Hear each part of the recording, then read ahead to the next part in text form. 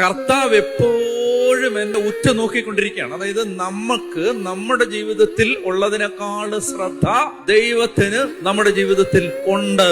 ഇതെന്തറിയാം, ഇത് നമ്മൾ വിശ്വസിക്കേണ്ട, ഇത് നമ്മളോട് നമ്മുടെ മനസ്സ് ഇത് സമ്മതിക്കാൻ തയ്യാറല്ല. കാരണം നമ്മൾ വിചാരിക്കുന്നത് അൽഫോൻസാമയും അന്തോണീസിനെയും മാത്രമേ ദൈവം നോക്കുന്നുള്ളതാണ്. ബൈബിൾ പറയുകയാണ്, നീ സൃഷ്ടിക്കപ്പെട്ട നിന്റെ ഛായയിലും സാദൃശ്യത്തിലുമാണ്. നിന്റെ വീട്ടുകാർക്ക് വേണ്ടെങ്കിലും, നാട്ടുകാർക്ക് വേണ്ടെങ്കിലും, കൂട്ടുകാർക്ക് വേണ്ടെങ്കിലും, സമൂഹത്തിന് വേണ്ടെങ്കിലും, നിന്നെ മനുഷ്യര് കൂട്ടത്തിൽ കൂട്ടാത്തവനാണെങ്കിലും നിന്നെ എന്റെ കണ്ണുകൾ നീ പിറക്കുന്നതിന് മുമ്പേ കണ്ടതാണ്. ആ കണ്ണും ആ നോട്ടവും നിന്നിൽ നിന്ന് ഞാൻ പിൻവലിച്ചിട്ടില്ല. നിന്നെ ഞാൻ നോക്കിക്കൊണ്ടിരിക്കുകയാണ്. അപ്പൊ ഒരു ആപത്തിൽപ്പെടുമ്പോ ദൈവത്തിന് നോട്ടം ഉണ്ടാവും. ഒരു രോഗത്തിൽ അകപ്പെട്ട് കഴിയുമ്പോ ദൈവത്തിന്റെ നോട്ടം ഉണ്ടാവും. ഒരു പ്രശ്നത്തിനകത്ത് കിടക്കുമ്പോ ദൈവത്തിന് നോട്ടം ഉണ്ടാവിടെ.